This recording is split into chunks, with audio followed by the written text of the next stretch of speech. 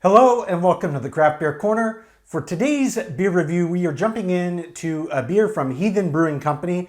We've reviewed a lot of their beers over the years, namely their big Reindeer Tears barley wines, but today we've got something different. This beer is called Barrel Aged Highland Charge. It is a bourbon barrel aged Scotch ale, or wee heavy if you prefer. This one clocks in at 11% ABV, and Heathen Brewing is based in Vancouver, Washington. So just as with all of their big barrel-aged barley wines, we've got a nice crimson wax dip top on this one. So we're going to use the trusty pointy end of our bottle cap opener. Just score right under the edge of that cap, as we always do. Does a really good job of cutting right through that wax. And with any luck, that'll give us enough room for leverage. And we get that off on the first try. Yep.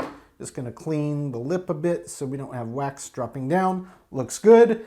Label art on this one. It's got a Scotsman charging into battle. So definitely fits with the theme of the beer. And it's certainly been a while since I've done a Scotch ale, and even more so since I've done a barrel-aged one. So I'm really looking forward to this. So we're going to use our nice stout glass today. It does work quite well with a lot of big, darker beer styles. Oh yeah, this one's pouring out a very deep brown. Now, Scotch ales can kind of be all over the rainbow kind of spectrum of color, much like barley wines, but they do tend to be a bit more kind of lighter brown, a bit more caramelly. This is almost as dark as, say, a brown ale or even getting into porter territory. Indeed, holding it up to the light, I can't see light through that at all. In the glass, it looks pitch black. I can tell you already I'm getting huge aromas of the barrels coming off of this beer. Head formed okay. It's already kind of settled out of the way, but there is a tiny piece of wax. I'm just going to get that out. Not a big deal, but let's get right up over this for a full sniff. Oh, wow, yeah. This smells like a very big beer. And indeed, there's a lot of aromatic elements that do remind me of kind of these similar profiles you might get in a barley wine. And it's big barrel, of course. There's tons of bourbon coming through. Get the underlying kind of vanilla accents. There's a lot of caramel and toffee coming out of this. And I'm even getting a little bit of raisin and fig. So a lot of the aroma profile on this beer does smell a lot in common with what you might expect to find on a typical barley wine. So it looks fantastic. It smells fantastic. Let's just jump right in, see what this one's about.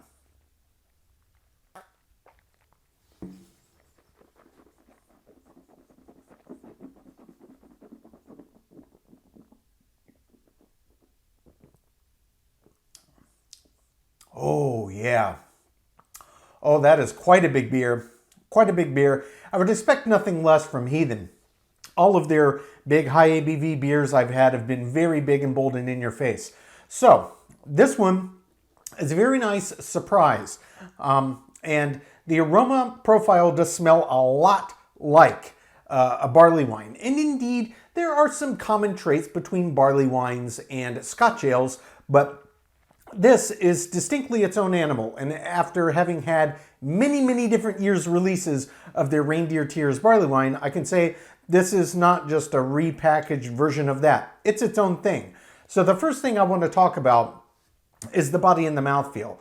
This has quite a lot of resistance. It is a 11% ABV beer, so it's definitely up there.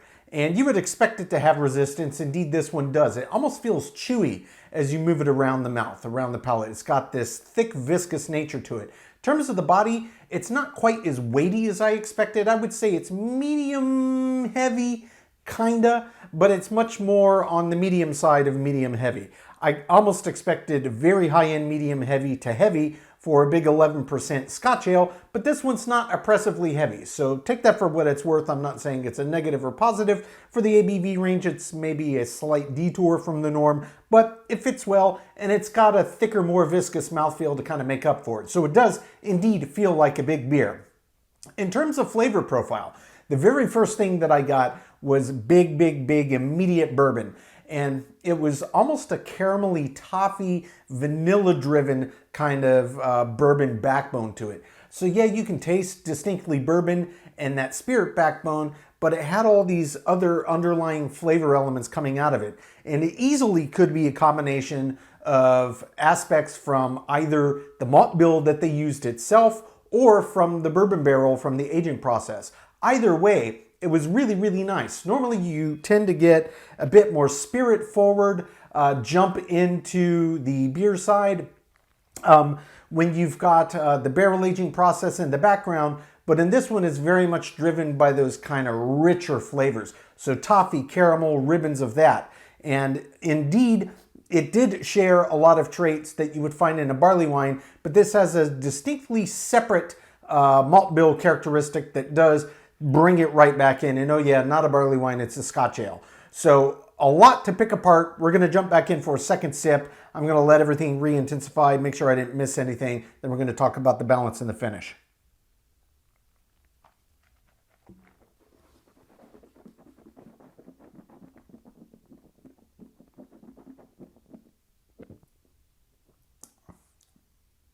Big bourbon up front, immediate bourbon, a lot of toffee, a lot of caramel, a lot of vanilla, ton of vanilla. There's even subtle undertones of chocolate and coffee, which you rarely get in a barley wine, but you could easily get in a Scotch ale due to the different malt bill. And I think that that's what's bringing it back. Barley wines lean a lot heavier, and these, sure, toffee and caramel very common, but you also start getting a lot of raisins and apricots and figs, a lot of that underplaying. This is a lot richer, a lot more dessert-like in the flavor profile popping out of here. There's chocolate, there's cacao baker's chocolate, there's undercurrents of coffee, and yes, there's still toffee and there's caramel and vanilla and suggestions of fig on the flavor profile and suggestions of raisin, but it's largely dominated by these richer, more dessert-like flavors, and it's absolutely fantastic. Another thing to mention about this beer, some Scotch ales will use peated malts, much like an Islay Scotch would. This does not taste smoky at all. I don't know if they used any peated malts or smoked malts, but it doesn't taste like it. It's not smoky at all, so if that's off-putting to you, don't worry about that. It's not like that in this. This is just a very well done, very, very big beer. There's a ton of flavor complexity, a ton of aroma complexity. Indeed, I would say this has a lot more in common character trait-wise with a barley wine than you would find in your typical Scotch ale. This one's just layered with big, bold, complex aromas and flavors, and it's absolutely fantastic. So let's talk about the balance. The balance on this, really in a beer like this, we're talking about the malt bill primarily, and since they barrel aged it, the barrel aging. So whatever bourbon barrel they used and for however long they left it in there, for my money, right on. It lets it lead with that, and it complements the beer itself, but everything is just layer upon layer upon layer, and it's big and bold and in your face. Now, this is not a beer that is bitter at all. Some Scotch ales can be quite bitter. This one is not one that tastes particularly bitter. This is a lot more kind of lush and dessert-like in its presentation, and it's big in that way. But how that translates into the finish. So even though there's no lingering bitters that would push out the length of a finish on a beer like this, the finish on this is very wet. There's no drying at all, but that bourbon barrel aging does its job, and it really does linger on the back of the palate. What I'm left with is distinctly bourbon and vanilla and toffee. That's the three flavors that float on the back of the palate, and it's quite long, well over a minute and a half, and you're still picking it out. So a very, very nice finish to this beer. I think they absolutely nailed it with this one. I never drink enough Scotch ales. This is a very, very well done indeed.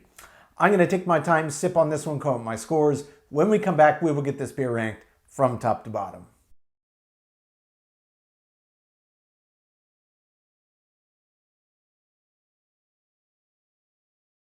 All right, so let's get this bad boy ranked. This was Heathen Brewing Company's barrel-aged Highland Charge, a bourbon barrel-aged Scotch ale, clocking at 11% ABV. Heathen Brewing Company is based in Vancouver, Washington. So overall, a very, very good beer. I've had a ton of Heathen Brewing's beers, mostly really big, big beers, and they just do a great job. This was no exception, though a distinctly different type of beer than I normally have from them. So let's just jump right into it. There's only 2 categories out of the 10 that did not get a perfect score, so I'm just going to jump straight to those and talk about them. The first of those was the body. Like I said, this really bordered on high end of medium, medium heavy, but it wasn't quite as robust as I expected given the beer style and the ABV range. Luckily, the mouthfeel had a lot of chewiness, a lot of viscosity, so that kind of counterbalanced the little bit of the less weightiness to the beer. So it still felt right, but the body definitely wasn't quite as heavy as I anticipated. I did give it above average though in the grand scheme, which it was, so it does get a 7 out of 10. The second category that did not get a perfect score was the head and the retention.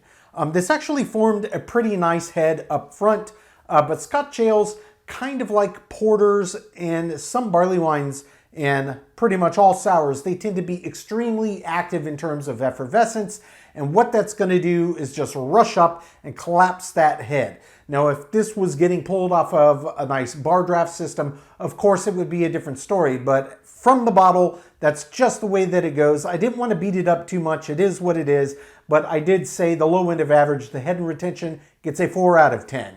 So it did get a perfect 10 out of 10 in the remaining 8 categories. That's aroma, taste, mouthfeel, finish, appearance, balance, feeling, and intangible, my subjective thoughts category, and finally, example of style. So the total score on Heathen Brewing's barrel-aged Highland Charge is a 91 out of 100.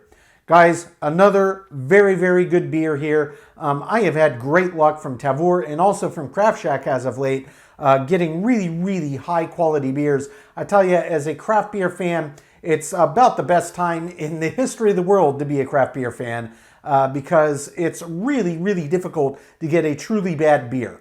Yes, I've had some. I have some that are just average, and there's nothing wrong with that. Some that are below average and disappointing, and you wonder what mistake happened that nobody caught. But this was just another great example of a great beer that is plentiful out in the marketplace. This, for a Scotch ale, though, I found really intriguing because it had so many elements that reminded me of a big barley wine, but then you got into it and it was this big, rich, thick, heavy dessert beer. Absolutely fantastic. This is another great slow sipper from Heathen Brewing, and if you can find this, I highly recommend it. Folks, that is today's review. As always, I do sincerely appreciate you tuning in today. Please don't forget to like, comment, and subscribe. If you want to stay in the loop when our videos go live and you haven't already done so, just toggle on the notifications, hit the bell icon. It is right next to the subscribe button. Until next time, keep it beer, keep it craft. We'll see you on the next one. Cheers.